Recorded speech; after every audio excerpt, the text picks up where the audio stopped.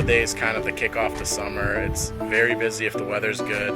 Insane. It's like a stress test before the summer starts. So we open a little later than some of the places here. We don't open until the Thursday of Memorial Day. So for us, it's usually a few weeks of cleaning, getting all our inspections in order, our building and fire inspections, our Board of Health. Definitely the week leading up to Memorial Weekend, we order a lot more product than we have been over the last 7 months, really.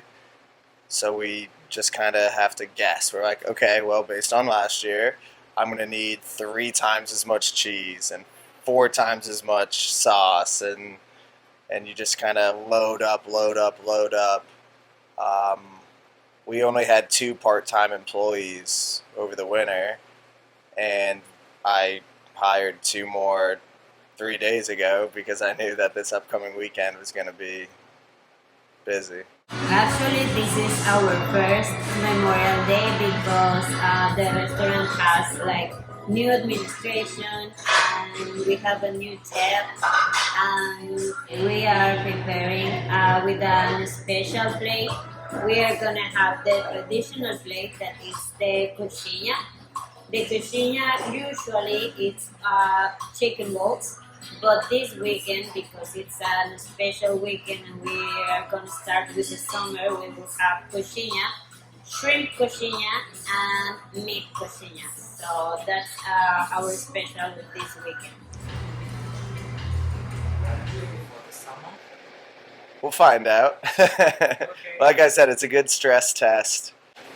See how people handle, phone call after phone call, after phone call, 20 people waiting in line.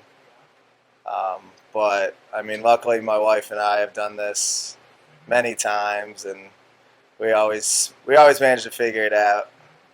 Not yet, nope. We'll have enough kind of to get going for the first few weeks. We don't have enough for the high season yet. Usually what ends up happening is sometime end of June, especially when a lot of the kids come for the summer, whether it be high school kids out of high school, college kids, or the J1 student visa program.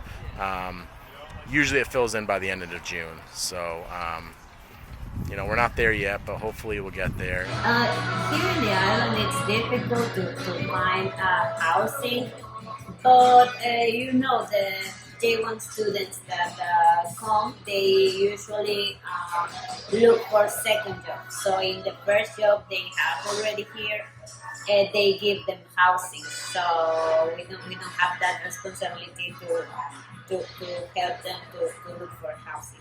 Yes. So one of the things that my father used to do was he had housing for employees. So he could just hire as many J1s or H2Bs as he wanted to, because he was able to supply them with good housing. That's not the case anymore. That's not the case for us.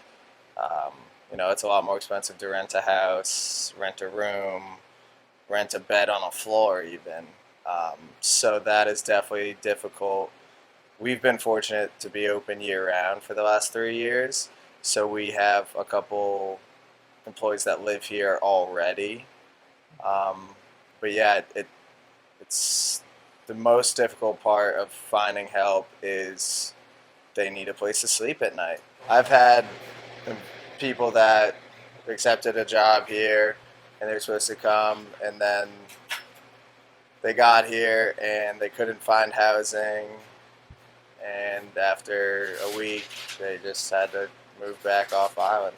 Definitely. The company we use for the student visa program luckily has housing, so if we sponsor them through the company, luckily for us and for the students, they do have housing available through them. But staff overall, kitchen help, bartenders, servers, it's so expensive to rent out here that it doesn't make financial sense really for people to pay the amount of rent that people are asking, come out here for summer and make a living. So we do have some staff housing, so we have a fair amount of rooms. We purchased another house 2 years back purely for staff housing.